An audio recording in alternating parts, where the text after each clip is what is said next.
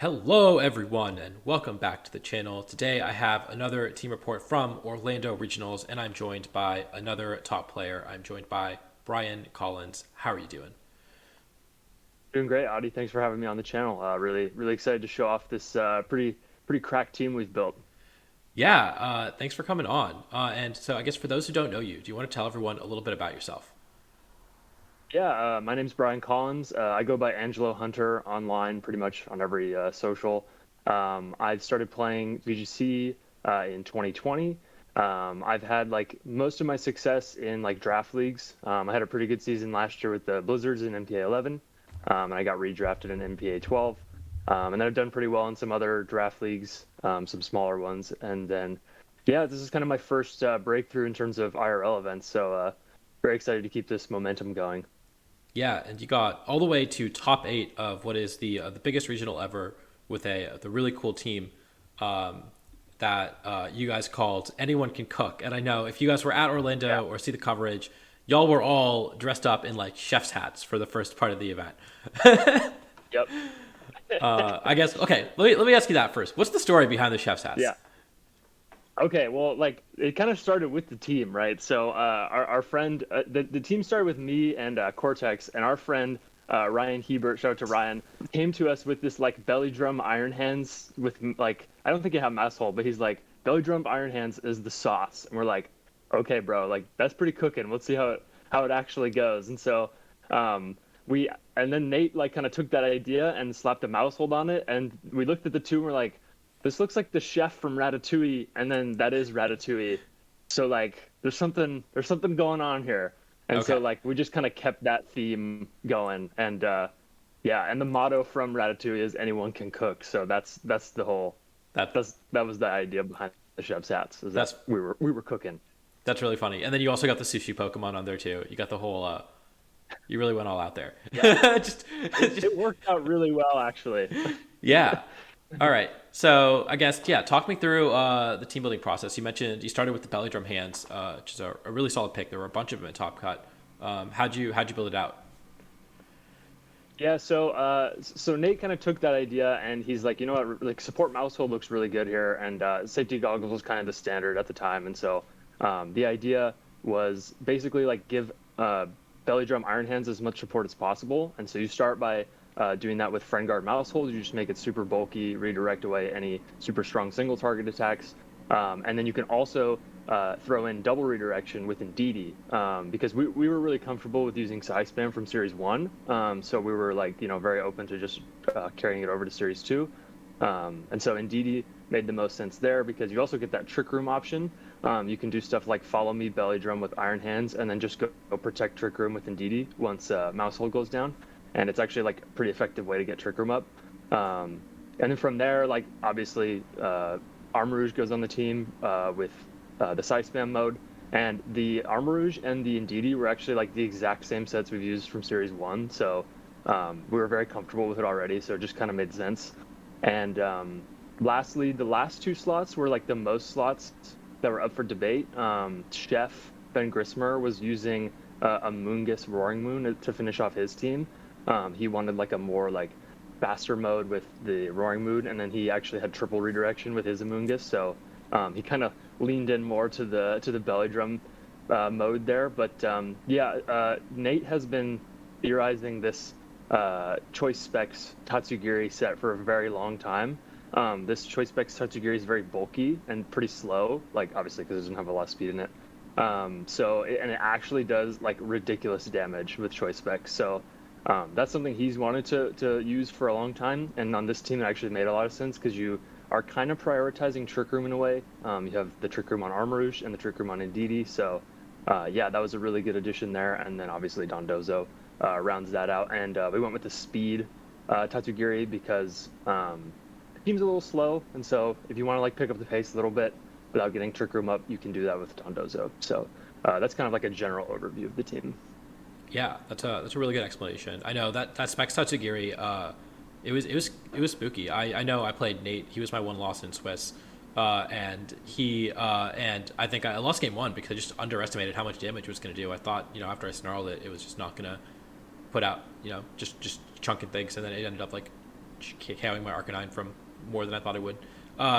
Yep. Yeah, no, that mod is kind of crazy. It actually has a crazy special attack stat, and put a choice specs on, it's doing damage. Yeah.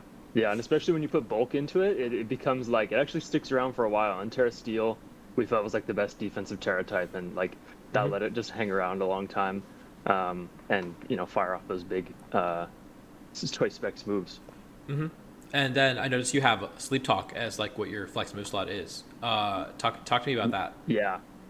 Okay, so Sleep Talk was originally like Icy Wind, I think, and we were just never clicking Icy Wind, and we saw Luca's team from Liverpool had Sleep Talk on it. We're like, this makes a lot of sense because like we're getting put to sleep a lot by Amoonguss. That's like people's general like strategies when they have Amoonguss. I feel like against Dondozo is like take out the Dondozo, put it to sleep, and yeah, I will say I would not have top cut if I didn't have Sleep Talk because that move with if you can Sleep Talk into a Choice Specs Draco like you can just win the game on the spot. Like my last round, basically I won because of Sleep Talk Choice Spec Setsuguri. Hmm. Yeah, that's super cool. And then yeah, I guess talk me through the rest of the Pokemon on the team and what they do. Yeah, so we'll start with Gusto the Iron Hands. We just wanted like dual stabs with Drain Punch, Thunder Punch, because if you're not able to get a Belly Drum, I think you get the maximum value out of the dual stabs because you can just use it in Trick Room. You can actually like just about Oko Fluttermane with an unboosted Thunder Punch, so that's like pretty handy to have. We were debating between Fire Punch and Terra Fire, which was like a pretty common set I feel like in Orlando, but we were pretty worried about Amoonguss. Amoonguss could like really slow down this team if it's not if you don't position it correctly. So the grass Terra was like pretty important, which was also a ground resist, but mainly for not going to sleep from Amoonguss. Then you could just kind of ignore it. Um, but yeah, I think that's about it for Iron Hands. Hmm. Remy, the oh sorry, go ahead. Yeah, so I know Alex Underhill, who also top cut this regional, was running Belly Drum Hands, and I build with him pretty often, and he was debating a lot of different moves on that Iron Hands, just because you give up when you only have two coverage moves, you end up giving up a lot. So I guess Right. what were the other considerations in those attacking move slots, and were any of them like serious considerations? I guess you mentioned Fire Punch, for example. Yeah, so like Colding Light, who is also in our chef's group, he was very adamant about Fire Punch. He wanted to just Oko Amoonguss, but we kind of convinced him that Thunder Punch is better for times that like I mentioned like when you're not belly drummed up. But other than that, I think Fire Punch was really the only other consideration we had. We weren't really considering like Stomping Tantrum. I know that was like a pretty common coverage move, but Hmm. Was like Drain Punch was like a no question had to be on there, and then it was just whether we're running Thunder Punch, Fire Punch. I think we like maybe considered Ice Punch, but you're not doing anything with Ice Punch that you're not doing with Thunder Punch or Fire Punch. I don't know. Ice Punch, Thunder Punch is like pretty perfect coverage, but yeah, Drain Punch is obviously really important to get that health back Right. and make sure you never Yeah, die. exactly. And yeah, like our Iron Hands has enough attack EVs to like Oko flying type Roaring Moon if you're +6 with Drain Punch. So Okay. like it was really, and that was really critical against my set against Paul Chua as well. So um yeah, it was like Drain Punch was really important to keep yourself healthy and like keep the momentum going. Yeah, definitely. And then you mentioned the mouse hold. Tell me about that set. Yeah, I this mouse hold I feel like is really unique. It's actually like pretty slow, and that is because we have U-turn on mouse hold. So we originally had Encore and we had like the max speed, um, and that was like obviously Encore is really good utility for the end game. But as we approached like Orlando and we were laddering and testing, none of us were clicking Encore, and there were cases where you need to lead Arm Rouge mouse hold because you need like the grass Terra to survive like something like an earthquake double up from like a Great Tusk or something like that. So what you could do is like go grass Terra Trick Room, and you could be like you have a slow U-turn into Indeedee. So you could just like tank the hits with Armor Rouge and then immediately start going on offense with Psychic Terrain up. That lead also helps against stuff like Ice Spinner, which could be pretty annoying for this team. So yeah, and then the Super Fang was like really good for just chunking stuff. One way around Amoonguss was just if you're out of Trick Room, you could just Super Fang and then Drain Punch if you're boosted, and that will just take out Amoonguss unless they're like an even HP with Citrus Berry or something like that. Hmm. But then other than that, follow me was just, obviously the whole point of the mouse hold, and then protect was good because sometimes you could get away with protecting belly drumming and then getting an extra follow me turn in there. And then the standard Terra Ghost set, which actually came in clutch in my round one against the population bomb mouse hold. So yeah, Nice. pretty standard I feel like. But the speed, the low speed with the U turn was like the biggest thing with this mouse hold. Yeah, that was something else that came up in my set versus Nate was I read the U turn because I got the top of my team. I was like, okay, he wants to get out of this. He let in DD mouse hold or something, and I was like, okay, he's gonna U turn. He has to get out of this trap. Do any pressure. I'm just gonna snarl, and he's gonna U turn. He's gonna U turn into armor rig, and I'm gonna snarl it, and it's not gonna be threatening anymore. And the U turn went out after my Arcanine moved, and I was like, oh, okay. And that Yeah. entirely won him game two. But yeah, that speed Yep. stat definitely came into. It's cool that it's such a fast Pokemon naturally, but you actually really took advantage of the slow U-turn despite that, and seemingly put a lot of points into bulk so that you can really help your damage dealers. Yeah, definitely. I don't think it actually came up in any of my games. Now that I think about it, but like there were some matchups where it was really important. Hmm. Yeah, and then I guess talk me through the rest of the Pokemon. Yeah, Armarouge and Indeedee, I feel like they're pretty standard. There's like not much to say here.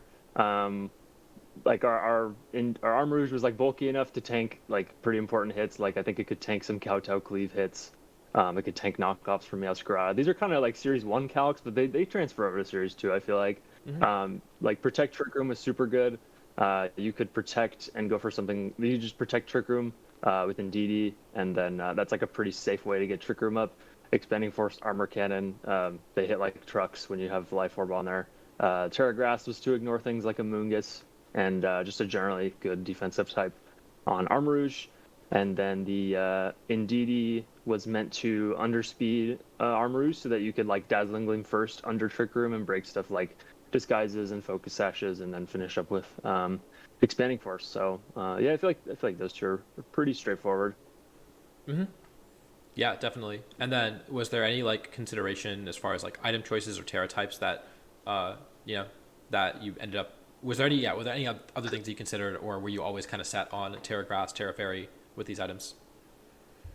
Grass on Armarouge was like pretty set in stone, like that wasn't going to change. But there we were also considering Terra Grass in DD, because then you could just like you could ignore a Moongus in a different way. Like you could just redirect the spores and then do some more damage with Armarouge, and like maybe not have to have a Pokemon fall asleep, because oftentimes like if it was like Indeedee Armarouge, then like they could just spore the Indeedee and then something sleeping on the field. So that was a little bit annoying, but ultimately like Fairy was the best defensive type for Indeedee because you could live like Roaring Moon throat chops pretty safely and comfortably and just get a Trick Room. So yeah, we just stuck with Fairy for then.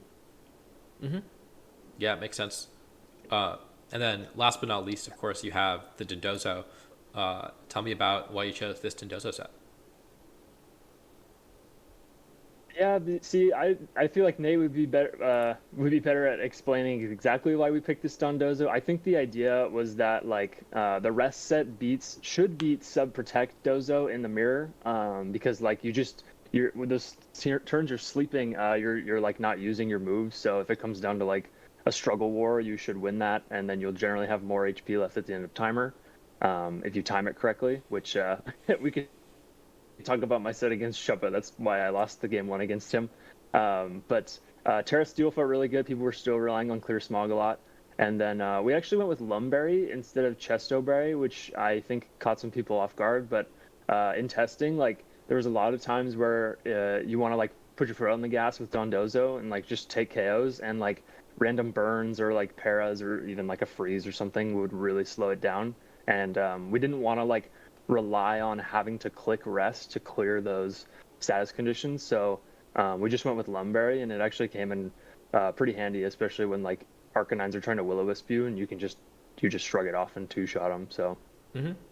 Yeah, that makes sense, especially like now where everyone's Dondozo matchup or part of their Dondozo matchups click and freeze dry with Iron Bundle, and so it's like occasionally right, you're gonna get frozen. It's pretty cool that you just can ignore that as well because you can't rest that off. yep, exactly. So Yeah, yeah. that came up a few times when I was using bundle before this. Is like I was just freezing Dondozos, and I was like, yeah, I don't want this to happen to me, so I'll go ahead and run them. Yeah, and like you said, Terra Steel I think was probably the most common Terra at this tournament. I saw all the doses I faced were Terra Steel, I think. And then, yeah, you opted for the rest set, which I think is really, really powerful, especially in the mirror. I think that I was watching Ashen versus Chuppa, and that was the determining Hmm. factor in that set as well. So, um, yeah, rest is a really solid option. It's really hard to beat two Dindozos a lot of times. Um, so, Yeah. yeah. And then, so you mentioned before we started recording that this team. I said, "Oh, this team seems pretty straightforward. You got you 2-2-2," and you said there's a lot more nuance to your game plans than that. So talk me through that. Yeah, so I kind of already mentioned the Armor Rouge mouse hold lead. I think that like most people wouldn't see that coming, and they're like, Why is the mouse next to Armor Rouge?" And then you do the slow U-turn play, and they're like, "Okay, that's why it's doing that." It kind of throws them off guard. You can also do what I think Nate did on stream against Emilio, and you can lead Armor Rouge Dondozo, and you can just put your opponent in like a crazy 50-50 because it's pretty obvious you're gonna switch one of them out. You might switch Dondozo out into Ndidi and like go for a defensive Terra and then get like a free Trick Room up and they might, double target one slot and get it wrong. But then you can also just switch in Tatsugiri and start going on offense. It's kind of like a really nice 50-50 for us because we know exactly what's going to happen, but our opponent is like, I have no idea what's going on here. And like so many times we did that in our tournament run and like the opponent like just made the wrong play and it wasn't like over, but we had so much momentum going into those next few turns. So that was a really fun lead there.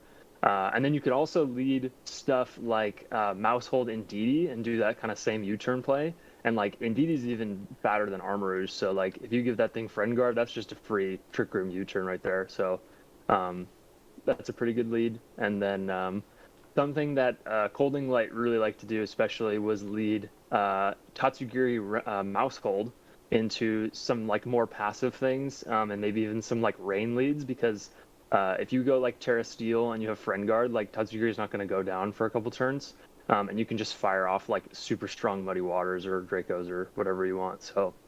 Yeah, the team, despite looking like the 2-2-2, like you mentioned, like it actually is. They work really well together, and it's really flexible. Yeah, that makes a lot of sense. Were there any matchups in particular that were maybe very difficult or forced you into a very linear game plan?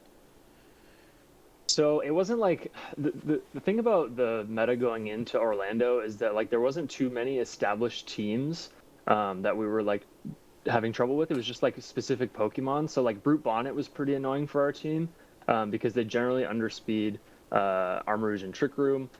They can like tank hits from Dondozo, and then it's like kind of hard to get Iron Hands going depending on what else they have on their team. So a couple of my losses were to Brute Bonnet, and then like King Gambit could be kind of annoying too if Iron Hands doesn't look good, like you saw Nate's game on stream against Emilio. King Gambit kind of went in there.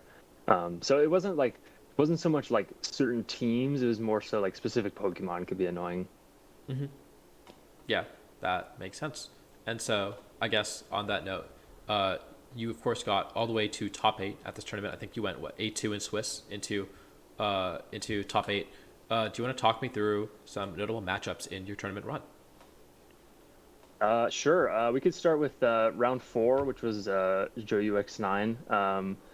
Joe UX9, we're pretty good friends. It was a very interesting match. Like to be honest, like Joe's kind of team was the teams we were trying to like get in our matchups because this kind of team with like not too much spread damage is kind of just like Iron Hands food. You can just kind of get it set up and go crazy. But like game one against Joe, I was like he's too smart to like let me get away with Belly Drum Iron Hands, so I kind of deviated from that game plan and he led like bundle Meowscarada, and I just tried to take out the Meowscarada right away, and like maybe just try and get up Trick Room the next few turns. But that game one was really notable because he missed, I believe, 3 Hydro Pumps with Iron Bundle, and he was Terra Water. So like that's a pretty big momentum swing, especially when you would have done that much damage. So um, he was pretty upset about that. Like totally understandable though. And then the game two was like a little bit more convincing in my favor. I feel like I did the Dondozo Armor Rouge lead, and he I think he just got like the 50-50 wrong, or he made like a middle ground play, and then I was able to just get a lot of momentum with Dondozo, and then I got Trick Room up at some point, and then it came down to like it was Dondozo against like Meowscarada bundle, and he had to get like a double protect to stall out Trick Room, and he got it, and then his Meowscarada was in overgrow range, and I was like, is it gonna Oko my Dondozo? And it lived on like 9 HP, and I just like wiped out the rest of his team. It was crazy. It was a crazy game too, but um, yeah, that was kind of like the first set of the day where I was like, okay, like we're really cooking now. Like I just beat Joe 2-0. That was I think it was one of my only 2-0s of the day. So it was like a pretty big confidence booster. And yeah, Joe was Yeah. a good sport about the hacks game one. It was pretty understandable. And so you mentioned that you led the Armor Dindozo lead. Do you feel like Mhm. you're more likely to do that when you're up a game and you can afford to take that loss if you call the 50-50 wrong? Yeah, it's not so much like a risky lead. It's kind of just like it's almost like a safe lead in a way because like I know exactly what I'm gonna do, but my opponent's kind of like second guessing themselves. So I will generally lead that into a composition that I don't really know what to do against. Like that's kind of my idea of like a safe lead. Okay, interesting. Cool. Yeah, I Yeah, guess because then you can kind of see you don't have to commit to a mode and you can see what they're trying to go for right. and if they lead Exactly. incorrectly into one of those two leads, then you do get to get a lot of momentum that way too. So that makes sense. Exactly. Yeah. Yeah. So And then go for it. yeah, and then we can talk about my match against Chongjun round 5. Yeah, Chongjun had just come off of his win against Wolf on stream, so I was a little scared when I saw his name get paired against me. But we're teammates on USPA, so we had a good chat before, and it was actually a very close set. The Brute Bonnet, like I mentioned, was like giving my team so much trouble, but um, basically, like it came down to a game 3, and there was a turn where it was like Grass Armor Rouge against Tatsugiri, and it was his Tatsugiri against Brute Bonnet, and like all I had to do was expanding force the Tatsugiri, and it would have just OHKO'd. Oh, and Trick Room was up by the way. All I had to do was like KO the Tatsugiri, let my Tatsugiri go down, and then it was just Armor Rouge Bonnet, and I just win that 1v1. But like I didn't have a good understanding of calcs on my Armor Rouge, I guess, because I just assumed the expanding force wouldn't have KO'd, but like afterwards, you check the calcs and you find out it does. And so, um, yeah, like our bulky Tatsugiri kind of like changed my mindset of like what KOs. And so, um, yeah, it just came down to like a bad play on my end, but it was a super close set. And yeah, like I mentioned, the King Gambit and Brute Bonnet like together are so tough for my team. Yeah, that makes a lot of sense. I mean, that's you mentioned Cortex lost to Emilio, and I think he had the King Gambit as well. And I think, yeah, there's been honestly, there's a lot of Brute Bonnet in this tournament randomly, or it was one of the Yeah. standout picks, I guess. So that's kind of rough, but to put them together, especially when you're running sort of a size spam sort of team, definitely seems like Yeah. it's a challenge for sure.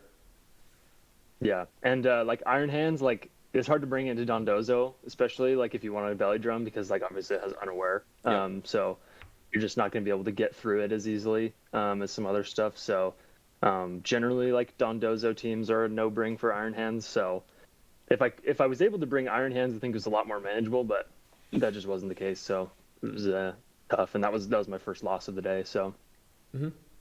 But I mean, you bounced back. You won a few straight. Talk to me about the rest of Yeah. your tournament. Yeah, I'll go quickly through these like next couple, just so we don't have to spend too much time on them. But Pedro Perez was a very good Puerto Rican player. It was a very close set in game 2. I got the blue screen of death where you can't see anything on the field, uh, and like I was kind of accepting defeat because I was already down a game at that point. But I somehow just like clicked the right buttons with Dondozo and like came back with like Iron Hands in the end game. I don't even know how I won that game because I couldn't really see what was going on. He managed to like heal his whole team back up with a Moongus too, with Pollen Puff, but I still won. I don't know. And then game 3, I just played much better and won that. So that was a pretty good set. And then Ryan Almeida, he he didn't really have the greatest Dondozo matchup, so I kind of just like powered through him there. That was a clean 2-0. And then we can go ahead and jump to Austin round 10 if you want to pull up that team sheet. That was a Dondozo mirror, and that was the like I think he had the sub protect one. Let's see what you put up. Mm-hmm. Yeah, it's sub protect. Yeah, he had the sub protect one, and that one, the game one was like ideally in my favor, and I managed to pull it out on timer, the Dondozo mirror, but then like game two, game three, he like made some really good adaptations, and he was able to like really utilize his Palmot in the back. Like Palmot in the back when it has Sash and Revival Blessing is like really annoying, because usually if we go like the Dondozo mirror and his Dondozo gets knocked out, like I'm not in a good position to knock out his Palmot with like to like double target it to knock it out with the Sash. So it was able to just like Revival Blessing or just get off like a ton of damage with Double Shock, and so he was able to pull back the next two games like that, and yeah, it was pretty eye opening to see how strong Palmot is in the back. Yeah, I have not thought about Dondozo mirrors that much, but there were a ton of Dondozo mirrors on stream, especially in Top Cut, and so watching like Chuppa versus Freezeye in Top 32, that was kind of how Yeah. that played out too, where Chuppa lost game one and then really abused the Palmot in game two and three to manage to win Yeah. the set. So that's really interesting as well. Yeah. Yeah, definitely. I think My Austin- memory on the details of this match are like the weekend was so crazy that like I am having trouble like remembering specific details of this match. I just remember it was really close to game three set, and he squeaked it out with that Palmot. Yeah, I mean, at this point, it must have been like what 9:30, 10 p.m. So it was like pretty late already, Yeah. and we just played Exactly. just a ton of Pokemon. And you still had one round to go after that. You dropped I down know. to 7-2, and you needed to win your last round. I think Austin lost his last round and then bubbled out of Top Cut, which really sucks. Jeez. Um, That but does suck. yeah, but yeah, so Yeah. you got your win in against Diego Gutierrez. How did that match go? Yeah. Okay, this was the craziest match of the day. It was like, so Diego had a really cool team. He had Choice Bantera, normal, Giga Impact Dragonite, and I was like, okay, that's the scariest thing I've seen all day, because I know how much damage like Choice Band Dragonite, but like Giga Impact, that's crazy. And then he had the Brute Bonnet, which was pretty annoying. But the rest of his team looked like pretty manageable, to be honest. So. I think game one and game two I went size spam, and I think we split those games. Again, details not there. Game three though was I did the Armarouge Dondozo lead. He hadn't seen it yet, and so I think he led like Arcanine Fluttermane or something like that. And then he had Brute Bonnet and Dragonite in the back for sure. And so I get the Dondozo. I go for Dondozo mode, and basically. Like, God, I wish Nate was here because he was staying behind me watching the whole time. I did absolutely nothing with Dondozo.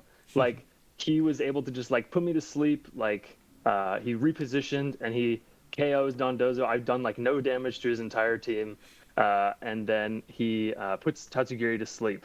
But I'm able to get in. Oh, the important part is that he KO'd my Dondozo with extreme speed on Dragonite. And so then I have. I bring in Armarouge and I have Tatsugiri. I switch in the Indeedee so he can't extreme speed. I Terra Grass so he can't put me to sleep. And then I go for Trick Room. And then I Trick Room up. I was like, great. And so I try to Armor Cannon the Brute Bonnet, and he protects. And I switch back in my sleeping Tatsugiri.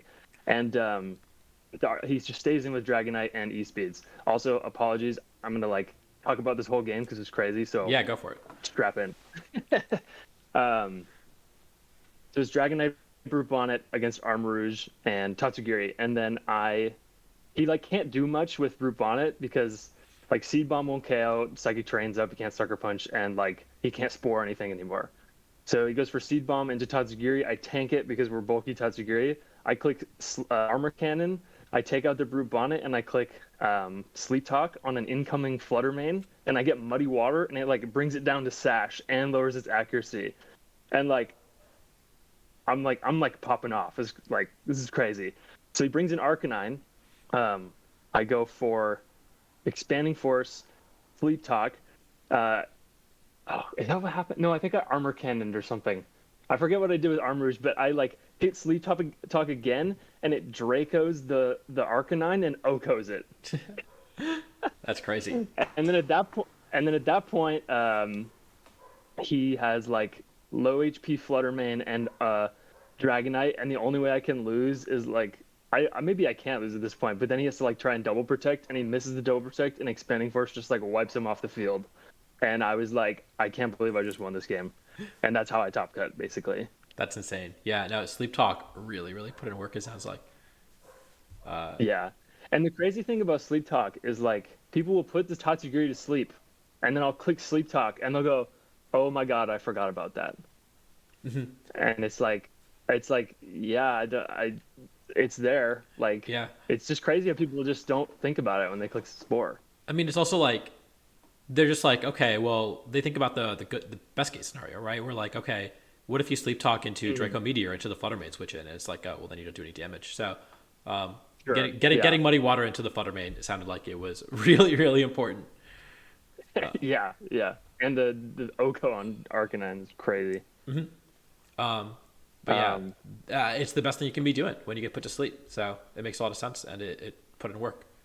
And it got yeah. you into Top Cut, where of course, I mean, we were both there. We had to sit there until like 11:30 p.m. or something like that, getting hack checked and whatever. Yeah. So how's your night? Did you get a chance to prepare at all, or yeah? Yeah, thankfully I decided to not go to bed till way too late, and so I was able to see Paul's team sheet. I also had the benefit of like he was on stream, so I kind of knew what his team was already, and he actually like tweeted his items and stuff on Twitter the night of, so I was like, okay, great, like I got everything pretty much. Um, so we went to dinner. We left dinner at 1 a.m. and then got back to the hotel room, and I did some practice sets with Cortex until about like 3:30, and then I'm like about to go to sleep, and I check my phone, and oh, team sheets are up, and it was like, okay, yep, it's everything we thought it was, great, and I just went to sleep. Nice. So I'm not sure like how that whatever it was 3:15 a.m. team sheet release affected him in terms of his prep, but like I didn't really it didn't affect me too much because I kind of already knew what he had, so we had a pretty clear game plan going in. But yeah, that's how that night went. Nice. Yeah, yeah. That was kind of my experience too, because my opponent in top 32 had been on stream, and that's a huge advantage because you know everything that they're running. Yeah. But thankfully, it's not a problem anymore because we have DT Swiss. Uh, Yeah. yeah. So Yeah. okay. So you said that you basically had your entire matchup against Paul planned out. How did that go? Yeah. Well, game one, not as we expected, to be honest. We like the advantage of like playing Paul is like he's a very well established player, and like people kind of know his tendencies. Like we felt like he was a very safe player, so he wasn't going to make a ton of reads. So like my game plan was always just to lead like Armouge Didi and just protect Trick Room, and the only way he could really punish that is a Terra Fairy Moonblast into Ndidi and a Flare Blitz. But we were like pretty confident that he wasn't going to do that, so that was a pretty safe play every game. I went for it all three games.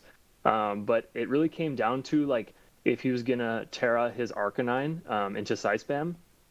And so I think you mentioned it, like Cortex called it into you and just like helping hand armor cannon your Arcanine. That's kind of the same thing we were going for, but Paul even like took it a step further and like protected the first turn so that I didn't like get the chance, and then it became like a mind game on whether he's gonna Terra, and so yeah, I didn't get that read right, and then I kind of lost momentum in that first game, and he was able to just stall out my Trick Room turns and clean up from there. But then game two, I just played a little bit more aggressively with like Iron Hands and like switched it in after setting up Trick Room and like set it up, and I was able to kind of sweep him from there. And then game three was pretty critical. It was when he Terra flying to his Roaring Moon in the later turns of Trick Room, and I had already belly drummed, and I was like, okay, I know we're calced for this, but like some Roaring Moons are bulky, but I'm gonna go for a Drain Punch into the Flying type Roaring Moon, and if I get this, I almost definitely win. And if I don't get it, I'm kind of in trouble. And I got the Oko, so thankful the calcs worked out there, and yeah, that, and then it was just kind of, he had lost too many resources at that point, and I took the game in 3 sets, or Nice. set in 3 games. Yeah. Yeah.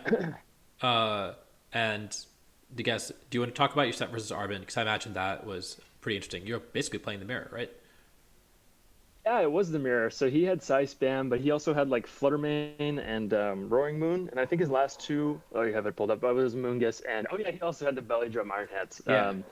It was pretty funny. Like, he didn't bring his Iron Hands, but I brought mine game one, and that ended up like being why I lost. So his whole team had like speed on it. Like his Indeedee was really fast. His Amoonguss even had speed on it, and his Armarouge was like faster than mine. So game one, he like imprisoned with Indeedee, and then my Indeedee like couldn't do anything. And I just like lost a ton of momentum, and he was able to just kind of like pick off KOs whenever he wanted it. And then game two, I went Dondozo Armarouge, and like he just got the 50-50 wrong, and I kind of just like blasted through him with Dondozo there. And then I think the same thing happened game three. I know I led the same thing. I don't remember exactly how the game panned out, but like once I started going Dozo Armarouge, I just remember the game became a lot easier, and I was able to just like make the right plays and get the win.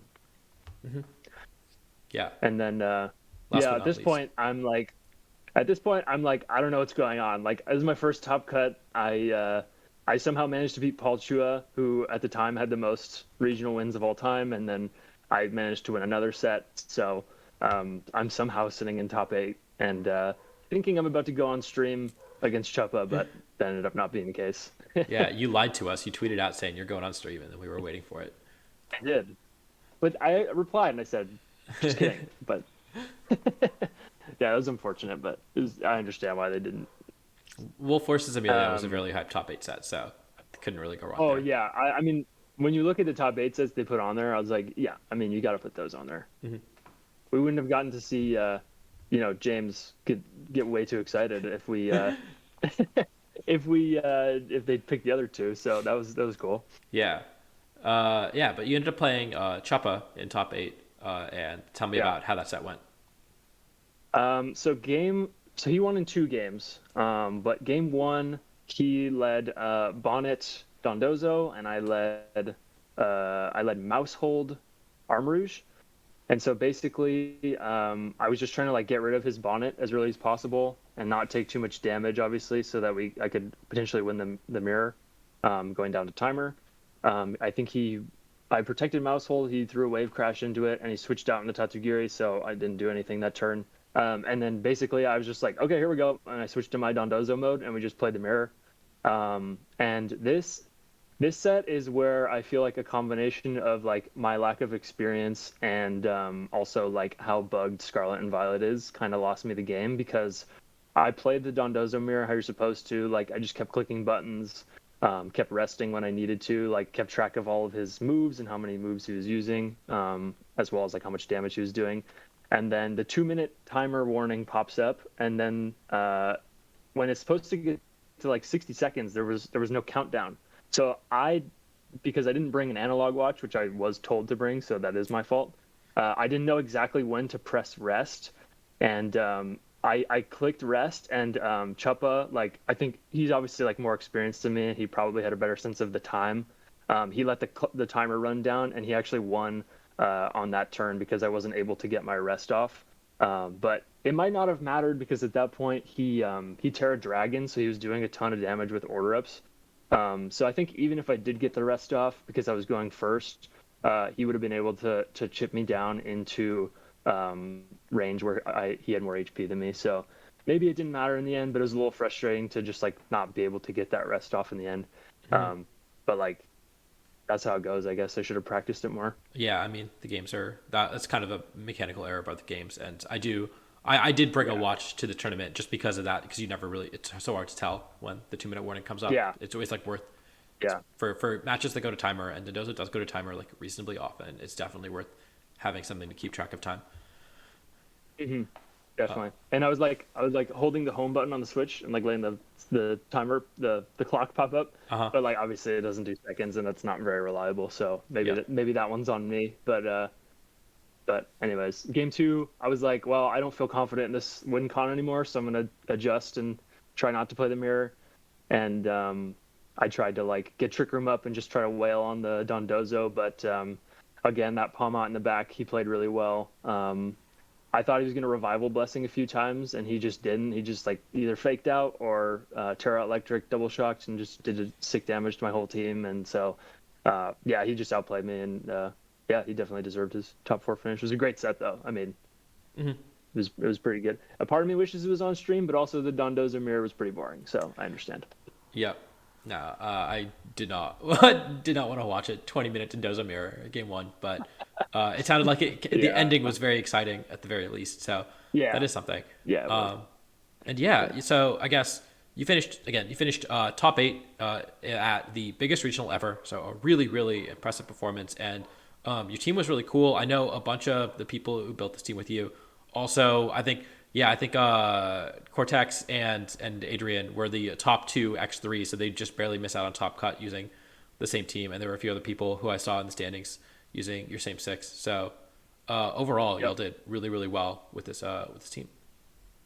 Yeah, I believe it was combined over 300 CP weekend for us. So we're very happy, and yeah, we'll see if we continue to develop on this team or maybe move on to something else. But yeah, anyone can cook was very successful. Yeah, and so definitely recommend that you try it out. It seems like it shouldn't be too hard to recreate, all things considered. And of course, I think Cortex was on stream if you really want to look into it that much. But yeah, definitely recommend that you try this team out. It seems like a very powerful team. And did you have any final words or shoutouts that you want to give? Yeah, obviously shout outs to the Lily Pad boys for coming up with this team and working together. I think we had a great group going, and obviously it really paid off. Shout out to all my friends, specifically Grayson, KD, Izzy, and Phil.